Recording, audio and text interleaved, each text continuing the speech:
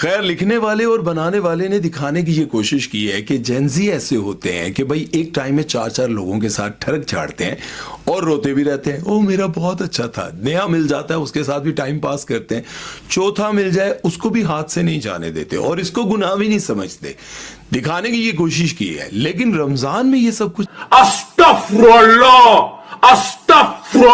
भाई। वीडियो शुरू करने से पहले मैं एक ही बात कहूंगा कि आवाम पर भी आफरीन है। एक तरफ कहते हैं कि बेहयाई का खात्मा होना चाहिए, दूसरी तरफ ऐसे ड्रामों को सपोर्ट करते हैं, ऐसे ड्रामों को गौर से देखते हैं जिसमें सिर्फ बेहयाई और वाहियाती दिखाई गई हो।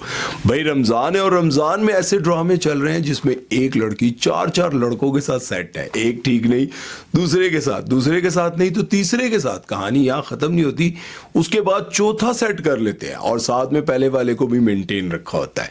ड्रामे का नाम है तुम लड़के बिना। ऐसे ड्रामे को रमजान में रिलीज किया गया और कहा जाता है कि रमजान का ऐसा ड्रामा आ रहा है भाई, देख के खुश हो जाओगे।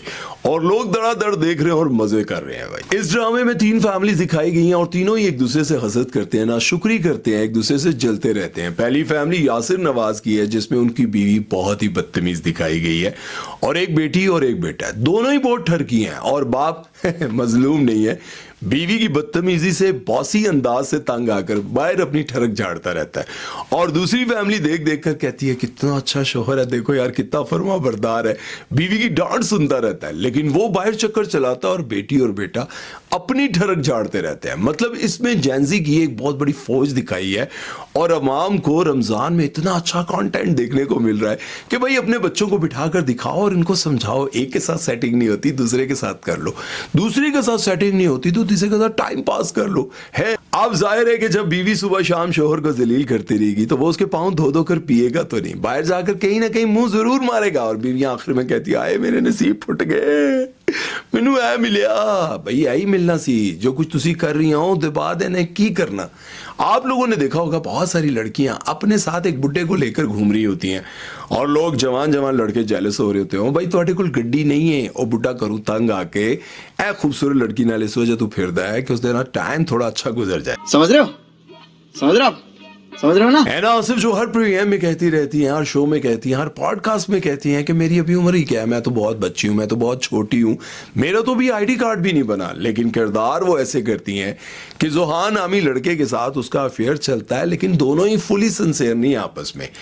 इनके अलावा भी इन्होंने और लोगों को मेंटेन करके रखा हुआ है। भाई एक के साथ भी ठरक झाड़ रहे हैं, दूसरे के साथ भी ठरक झाड़ रहे हैं। ऐसे किरदार करने के बाद वो कहती है नहीं मेरी अभी इतनी उम्र नहीं है, मैं अभी बच्ची हूं, मैं 9th क्लास में हूं। और तो और भाई साहब इस ड्रामे की एक और बोंगी चेक करें कि सारी की सारी फैमिली जो है वो मिडिल क्लास फैमिलीज दिखाई गई हैं और 14-15 साल के बच्चे दिखाए गए हैं, लेकिन गिफ्ट एक दूसरे को आईफोन से कम नहीं करते। एडे पैसे तो थोड़े अब्बा जी साल पूरे नहीं जोड़ सकते जितने दा तुसी दूसरे नु गिफ्ट कर देंगे। वैसे आजकल ड्रामों में गरीब भी वो दिखाते हैं जिनके घर 2-2 कनाल के होते हैं। भाई इतने बड़े बड़े घर, इतने बड़े बड़े कमरे और साफ सुथरे वेल मेंटेन।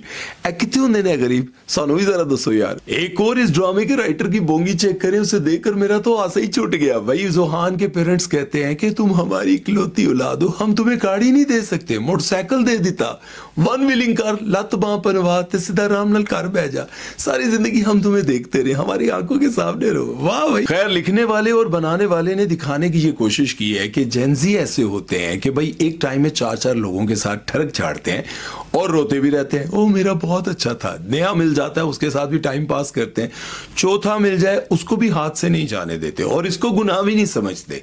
दिखाने की ये कोशिश की है, लेकिन रमजान में ये सब कुछ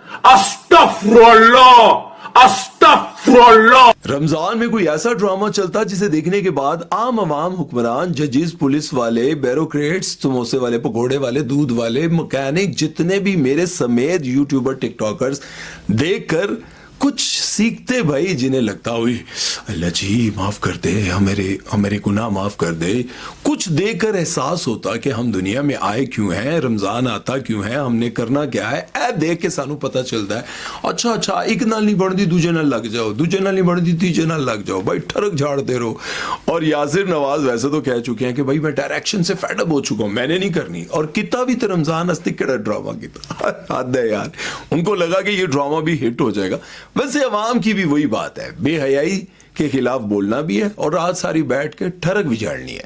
खैर, ये था इस ड्रामे का रिव्यू। चलते हैं नेक्स्ट ड्रामे की तरफ और बात करते हैं ड्रामा सीरियल मोमा के बारे में। ड्रामा सीरियल मोमा की सबसे बड़ी बोंगी ये है कि 45,000 रुपए पे पूरा घर चलाती है, वकीलों को भी देती हैं, गुंडे भी बुलवाती हैं, पुलिस वालों को भी देती हैं और कातिल शोहर के लाखों रुपए के खर्चे भी पूरे करती हैं। उसके लिए केस भी लड़ रही हैं।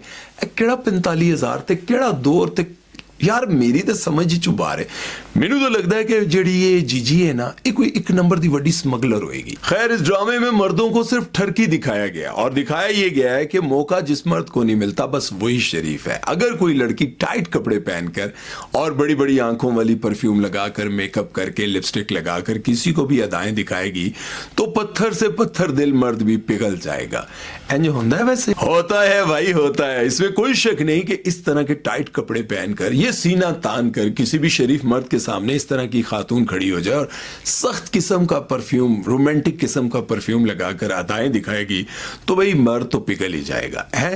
अब मेरी आंखों के इशारे वो मर्द बहुत अच्छी तरह समझ रहे हैं जो ठरके झाड़ते रहते हैं। आहो। खैर जीजी के साथ जो कुछ भी हुआ है ना, हुआ बहुत बुरा है भाई। एक शख्स जिससे वो बचपन से मोहब्बत करती हैं, शादी होने वाली है और अचानक से सरमद आ जाता है। शाहजहां को कहता है कि जिस खूबसूरत लड़की के साथ तुम शादी करने वाले हो वो मेरी माशूका है और दूर फिटे मुंह तुम्हें अपनी मोहब्बत पर इतना यकीन नहीं कि तुम सच समझ गए कि ये इसकी माशूका और तुमने खड़े खड़े जिसके साथ निकाह किया, बचपन से मोहब्बत की, उसको तलाक दे दी।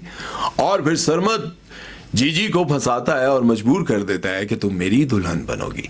और आखिरकार जीजी फिर उसको ऐसा फंसाती है, कत्ल खुद करती है और फंसा अपने शोहर को देती है। और शोहर अंदर जाने के बाद उसी 45,000 रुपए से अयाशियां करता है, खर्चे पूरे करवाता है। किड़े 45,000 हैं यार, किड़े दौर देन यार, मैनू ऐ दस दो यार। और तो और तलाके करवाने वाली जीजी जब मियाँ बीवी की तलाक करवा देती है तो बीवी रोने लग जाती है कि मेरे आने वाले बच्चे का सहारा कौन बनेगा, कौन मेरे खर्चे उठाएगा। वो जीजी जो 45,000 रुपए उसी शख्स से किराया लेती थी, जिसको 3-3 महीने का माफ भी कर देती थी, उसकी बीवी को कहती है टेंशन मत लो, ऐसे मर्द को दफा करो और तुम्हारे आने वाले बच्चे का सारा खर्चा मैं उठाऊंगी। यार मारो मुझे, मारो मुझे, मारो। खैर इसके साथ साथ मैं ये जरूर कहूंगा कि जीजी की जिंदगी में उसके साथ हुआ बहुत बुरा है भाई। जब घर वालों को पता है कि ये सरमद की माशूका थी, घर वाले घर से निकाल देते हैं, सरमद शादी कर लेता है और शादी के बाद रोजाना उस पर जुल्म करता है। रोजाना नशे में धुत एक नई लड़की लेकर आता है और फिर वो जीजी सोच लेती है ना मैं आप वसांगी ते ना किसी नू वसन देंगी। ए औरतां होंदियां जेहड़ियां तुहानू दस रही होंदियां नाल बैठ के, हाय अल्लाह तेरा मियां ते एक नंबर दा ठरकी है, मैं बाहर गई हां मैनू इंज वेख रहा सी। और वो बेवकूफ औरत जिसके मियां की नजर ही कमजोर है, उसू 5 फुट अगे नजर ही नहीं आना, उस पर बीवी यकीन कर लेती है। अच्छा तुम अपने छत पर खड़ी थी गली के कोने पे, मेरा मियाँ तुम्हें इशारे कर रहा था।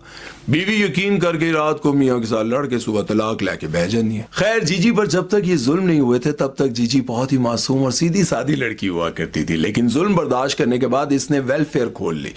भाई जिस घर में खुशी होगी उस घर की खुशियां बर्बाद में आप करांगी।